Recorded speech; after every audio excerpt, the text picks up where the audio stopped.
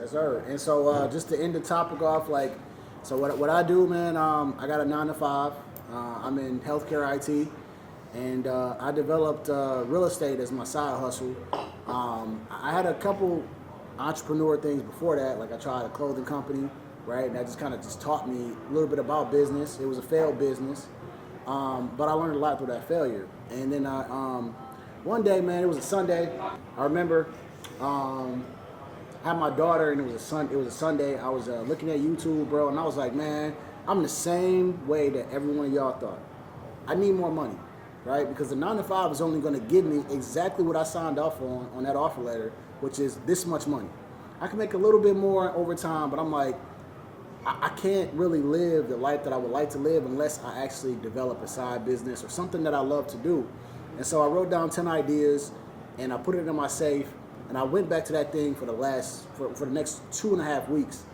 And I said, whatever it is that I'm going to do next, it's got to be something I want to do. And if I fail, at least it's something that I tried. And it was real estate. And I said, I know I can buy a fucking house at least in 3 years if I fail. Like if I buy one house, I'm going to learn a lot, I'm going to enjoy it. And real estate was the next thing that I decided to pick up. And honestly, man, I what's that, trial by error. I learned a lot of shit. I just tried different things, and all of a sudden, man, I started stumbling upon like, oh, I closed this deal, I closed that deal. One of the first things I came across was wholesaling, which was learning how to basically sell an off-market house, a real shitty house that nobody wants, that investors like. But if you can bring that deal to an investor, they'll pay you whatever that deal is, right? So you can make $5,000, and I haven't made this, but people can make $50,000 on a deal. I said, cool. So I learned wholesale, and I started learning it. And through that experience, I started seeing that, like, man, maybe one day I could flip a house. You know, because I'm selling houses to these guys, and I'm learning the game through them, how they're getting the money. And I'm like, wait a minute. So you mean to tell me that you guys aren't actually coming up with your own money? Y'all using other people's money.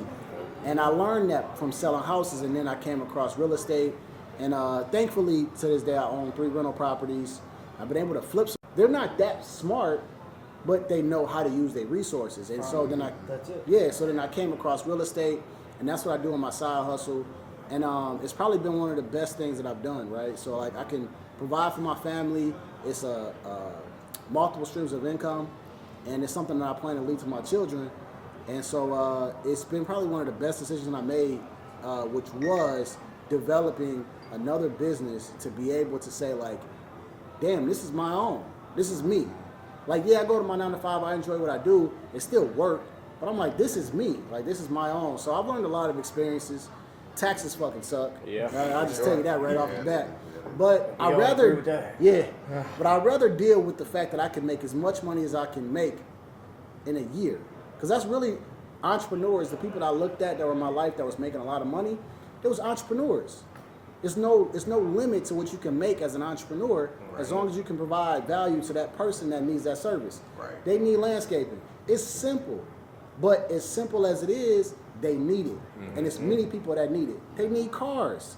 You just right there in the spot, you provide that value. They need real estate, right? You need to be able to actually drop off packages to people. It's simple, but it's like, you know what? When I find that value and what people need, they pay for it. And so I found real estate, and so I've been doing real estate for the last 7 years, which is crazy, because time just goes and it just does this thing. Like right now we're in December, and I'm like, bro, I was just in January. Yep. So I learned that time.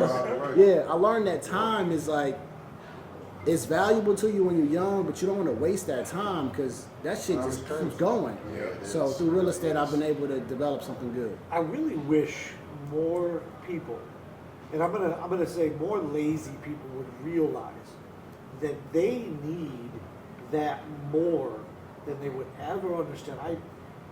When I was teaching sales, there was a thing I used to call the carpenter effect.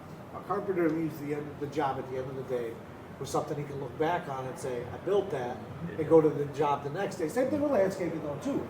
You stop at a certain point and say, all right, there's my progress, that's what I did.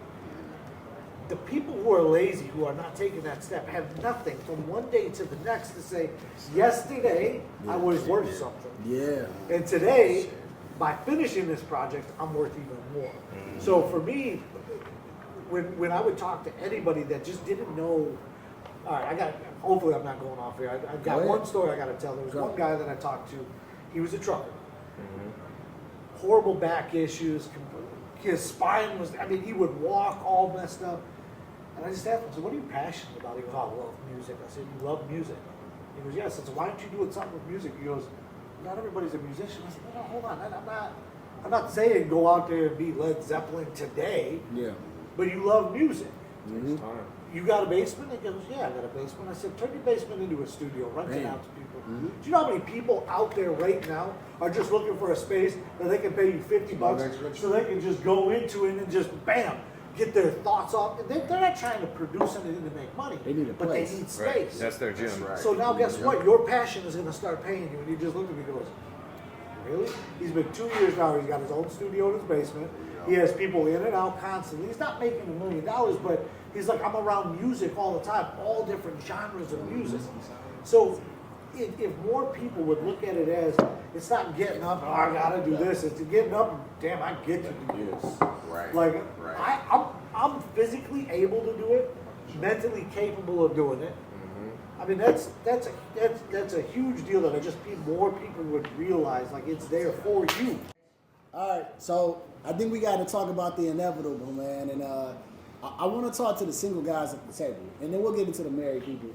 Because I've just been hearing, I was in Atlanta with a 25-year-old. His name was Marquise, real cool guy. He was like, man, the dating market is trash. Trash. And I was like,